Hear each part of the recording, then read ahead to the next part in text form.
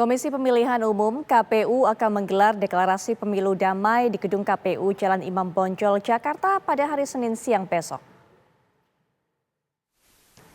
Deklarasi damai rencananya akan digelar pada Senin siang pukul 14 waktu Indonesia Barat. Dalam deklarasi pemilu damai 2024, KPU mengundang 3 pasangan Capres-Cawapres dan seluruh pimpinan partai politik peserta pemilu.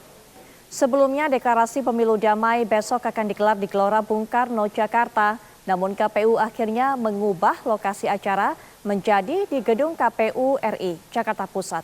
Sejak Minggu petang, KPU sudah melakukan sejumlah persiapan seperti pembuatan panggung serta setup peralatan.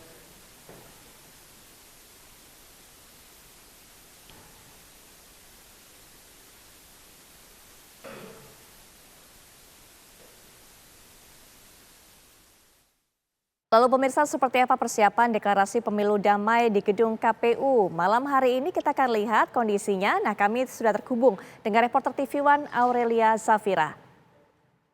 Ya, silakan. Silakan Nadila.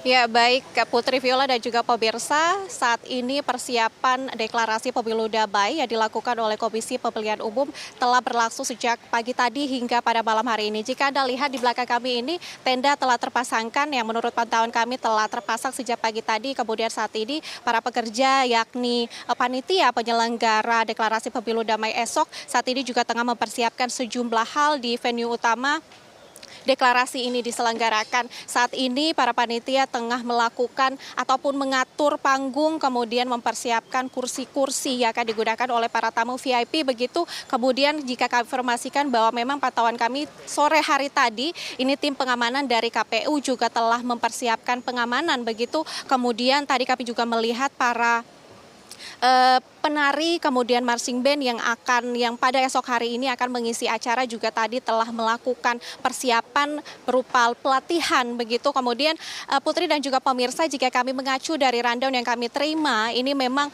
esok akan ada sejumlah pihak yang telah Anda sebutkan tadi juga bahwa esok akan ada sejumlah pihak yang diundang dalam acara deklarasi ini. Tentunya 3 paslon calon presiden dan juga calon wakil presiden yang akan berkontestasi dalam pemilihan umum 2024 mendatang juga diundang esok. Kemudian pimpinan partai politik, kemudian sejumlah instansi yang merupakan bagian dari penyelenggara pemilu juga akan diundang, mulai dari TNI, kemudian Polri, Bawaslu, serta sejumlah instansi lainnya akan diundang. Putri dan juga pemirsa, ini jika kami gambarkan ataupun jelaskan kepada Anda bagaimana komposisi dari kursi ataupun panggung utama yang dipersiapkan untuk hari deklarasi esok.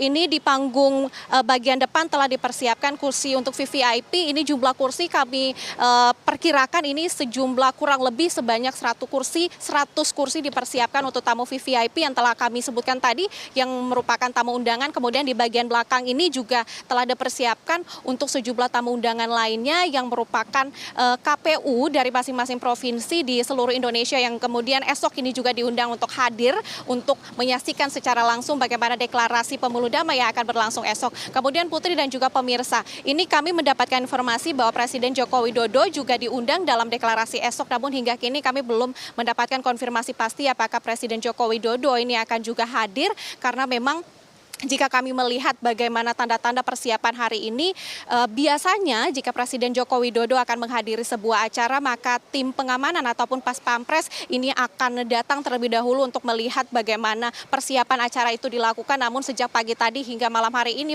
kami tidak melihat adanya Pas Pampres yang datang untuk memantau secara langsung bagaimana persiapan acara ini dilakukan, sehingga kami belum bisa memberikan konfirmasi secara pasti apakah Presiden Joko Widodo akan turut hadir pada deklarasi pemilu damai esok atau tidak begitu Putri. Kemudian Putri, sebenarnya apa sih tujuan dari deklarasi pemilu damai ini dilakukan? Tentunya deklarasi pemilu damai yang telah berlangsung setiap pemilu ini dilakukan oleh seluruh penyelenggara pemilu pemilihan umum baik Bawaslu, KPU yang dilakukan dengan harapan agar pemilihan umum yang akan berlangsung pada Februari 2024 nanti ini akan berlangsung secara damai, berlangsung secara aman, kemudian berlangsung sesuai dengan apa yang diharapkan oleh setiap pihak hingga akhirnya Indonesia bisa mendapatkan presiden yang sesuai dengan harapan masyarakat Indonesia begitu. Kemudian Putri dan juga pemirsa, jika kami informasikan kembali bagaimana memang 3 paslon telah ditetapkan oleh KPU pada beberapa waktu kemarin, dan 3 paslon tersebut yaitu paslon nomor urut 1 Muhaimin Iskandar dan juga Anies Baswedan, kemudian paslon nomor urut 2 ada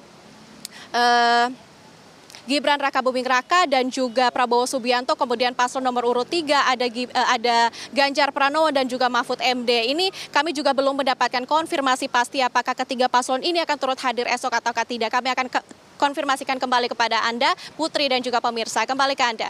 Nadila, ada informasi yang kami dapatkan bahwa jam pelaksanaan acara ini berubah dari yang semula dijadwalkan pukul 14 waktu Indonesia Barat menjadi pukul 9 pagi. Apakah itu betul?